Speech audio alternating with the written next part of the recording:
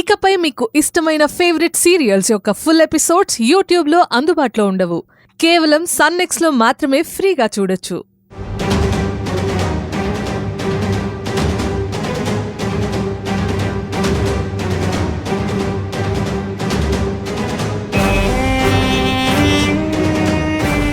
అమ్మా మా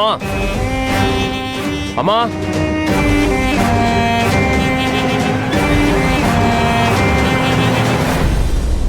నందిని,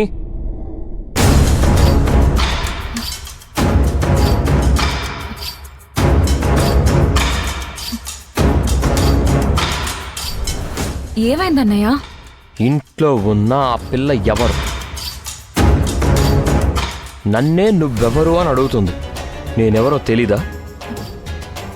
అసలు ఆ పిల్ల భైరవియే కాదనిపిస్తుందన్నయ్య.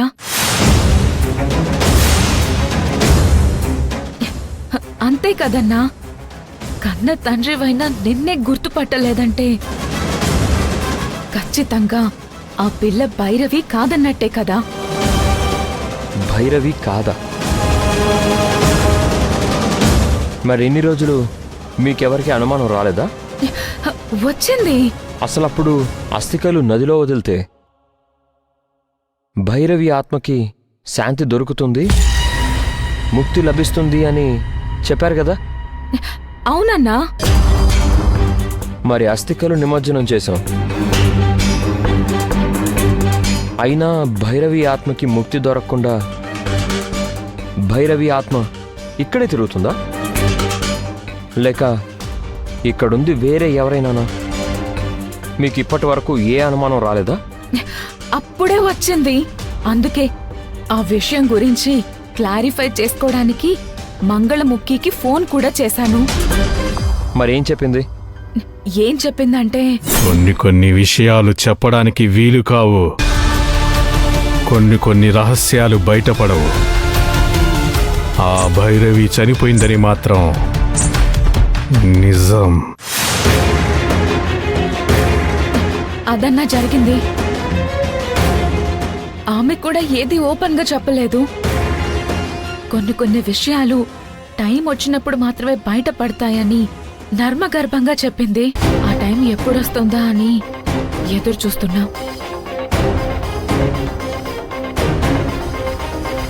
అసలు ఏం జరుగుతుంది? ఏమీ అర్థం కాని విషయాలు మన ఇంట్లోనే ఎందుకు జరుగుతున్నాయి? నాకు తెలిసి అమ్మకు అన్ని విషయాలు తెలిసే ఉంటాయి. అమ్మా, నీకు భైరవికి సంబంధించిన రహస్యం తెలుసు అని నందిని అంటుంది. అవును అర్జున్, అసలు ఏం జరిగిందంటే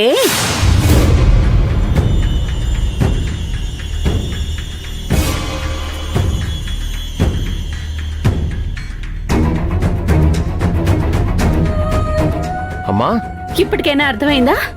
ఇదే కదా నువ్వు ఇంతకు ముందు కూడా చెప్పావు. అప్పుడు మన ఇంటికి వచ్చింది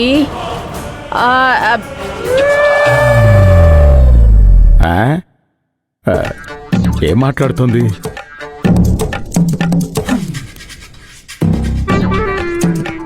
మనకేం చెప్తుందో అర్థమవుతుందా మావయ్య?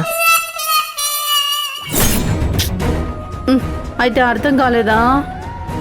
అమ్మా, నీకు తెలిసినా కూడా నువ్వు ఆ రహస్యం గురించి చెప్పలేకపోతున్నావు అనిపిస్తుంది. అవును అర్జున్, ఏదో తేడాగానే ఉంది.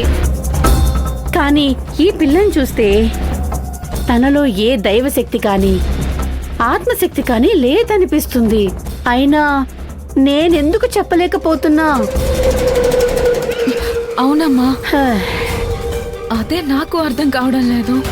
చెప్పాలనుకున్నది చెప్పలేరు, చెప్పినా అర్థం కావట్లేదు. ఏం ఉపయోగం లేదు. నాకు ఇలాంటి పరిస్థితి ఒకటి వస్తుందని అస్సలు అనుకోలేదు. అసలు ఏం జరుగుతుందో అర్థమే కావడం లేదు. మీరే ఏదో ఒకటి చేసి నిజం తెలుసుకోవాలి.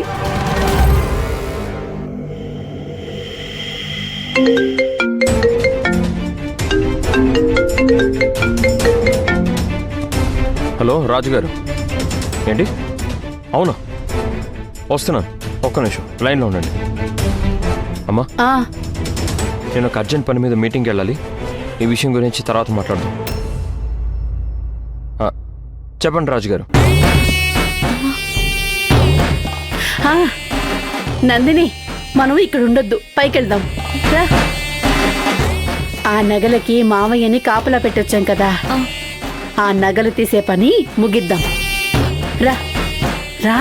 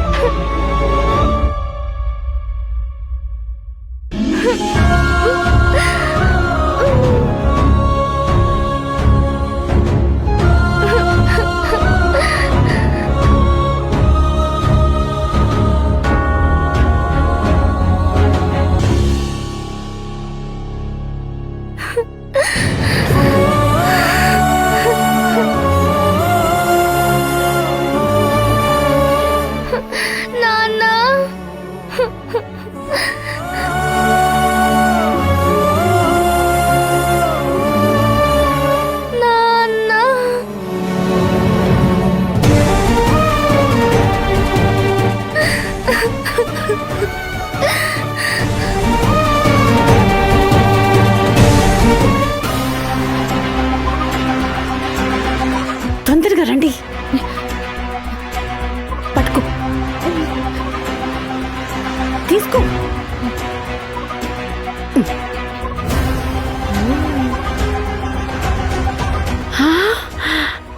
వావ్, త్వరగా వెయ్యి. వేవే. ఇది కూడా.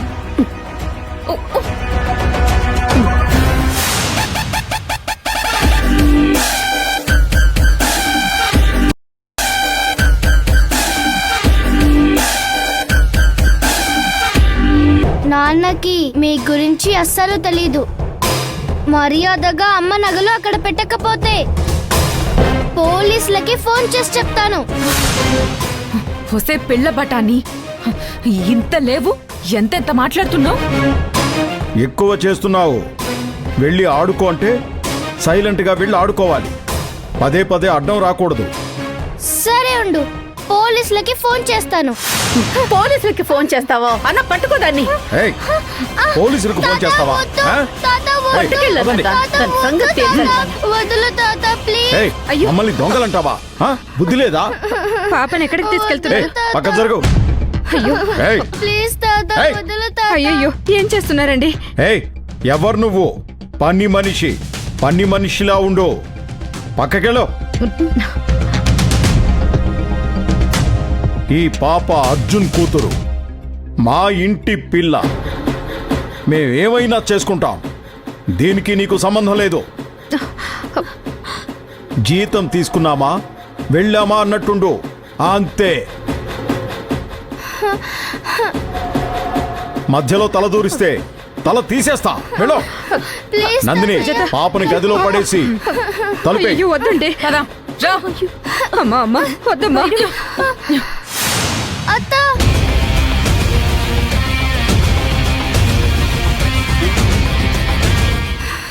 అత్త. ఏయ్, నోరు మూసుకొని కూర్చో, లేదంటే కాళ్ళకి చేతులకి వాతలు పెడతాను.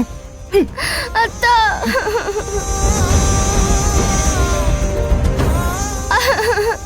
అత్త. అయ్యో, అమ్మా, చిన్న పాపమ్మా, చిన్న పాప. హేయ్ ముసలి, మా ఇంటి విషయాల్లో తల దూర్చకు. ముసలిదానివని కూడా చూడను. కాళ్ళు చేతులు విరిచేస్తా. జాగ్రత్త. పదండి. అయ్యా, అయ్యో, అయ్యో భైరవి, ప్లీజ్ డోర్ తీయండి. భైరవి, భైరవి, తలుపు తెరవండి ఎవరైనా. ప్లీజ్ డోర్ ఓపెన్ చేయండి. అయ్యో, అయ్యో పాప. ఆ